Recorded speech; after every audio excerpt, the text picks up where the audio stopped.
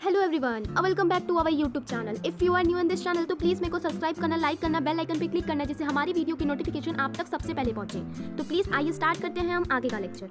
Surgical methods are also called sterilization. तो इसका दूसरा नाम जो है ना, उसका नाम है स्टेरिलाइजेशन मेथड। आर जनरली एडवर्साइड, देखो इन मेल के लिए भी एंड फीमेल दोनों के लिए ये मौजूद है as a terminal method. Terminal का मतलब होता है किसी चीज़ को रिमूव कर देना, यहाँ से कहीं रिमूव कर देना, टर्मिनेट करना।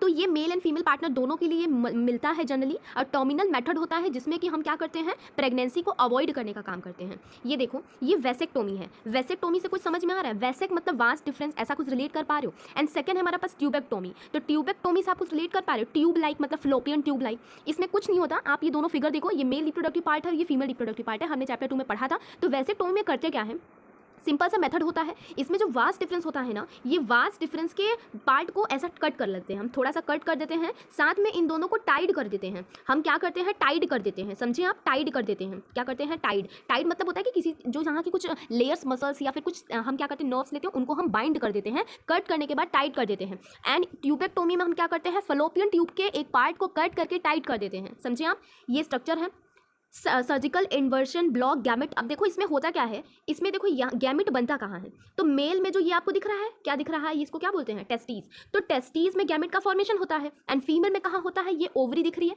ओवरी में क्या होता है, गैमेट का फॉर्मेशन। हमने कट कहाँ लगाया है, यहाँ वास्ट डिफरेंस में। और फॉर्मेशन कहाँ होता है गैमेट का, टेस्टीज में। देखो टेस्टीज में अभी भी आप भले ही कट लगा दो, कट कहाँ लगा रहे हो, कट भले ही यहाँ कट लगा दो, लेकिन टेस्टीज में अभी भी गैमेट का फॉर्मेशन यानी कि स्पर्म का फॉर्मेशन हो रहा है। एंड स्पर्म का फॉर्मेशन चल करके ट्रांसपोर्ट करके यहाँ तक तो पहुँचता ही है, लेकिन यहाँ पहुँचने के बाद ये रुक जाता है। रुक क्यों जाता है? क्योंकि आगे जाने का रास्ता ही नहीं है, क्योंकि हमने काट करके उन दोनों पाइप्स को अलग कर दिया। तो आगे कोई ट्रांसपोर्ट ही नहीं है कि भाई हम कहाँ जाएंगे, अब तो कहीं रास्ता ही नहीं रहता। इसकी वजह से गैमेट वहीं रह जाता है, वहीं मर के खत्म हो जाता है। और वैसे ही ओवरी के साथ भी होता है। ओवरी से जो ओवम होता है ना, निकलता है, लेकिन ये कहाँ तक जा पाता है, फलोपियन ट्यूब होते हुए ये सिर्फ फलोपियन ट्यूब के आधे पार्ट तक रह जाता है, साथ में वहां से खत्म हो जाता है। तो गैमेट का फॉर्मेशन तो रेगुलर उसी टाइम से चलता रहता है, लेकिन होता क्या है, यहाँ पर ट्रांसपोर्ट नहीं हो पाता गैमेट का। तो वही बोला है कि गैमेट का ट्रांसपोर्ट ब्लॉक कर दिया जाता है, लेकिन यहाँ पर गैमेट का फॉर्मेशन चलता रहता है। And prevent conception sterilization procedure, male में हम इसको वेसेक्टोमी के नाम से जानते हैं, फीमेल में इसको हम ट्यूबेक्टोमी के नाम से जानते हैं। वास्ट वेसेक्टोमी में क्या होता है, वेसेक्टोमी में हम स्मॉल पार्ट लेते हैं वास्ट डिफरेंस का, उसको रिमूव या फिर टाइड अप कर देते हैं,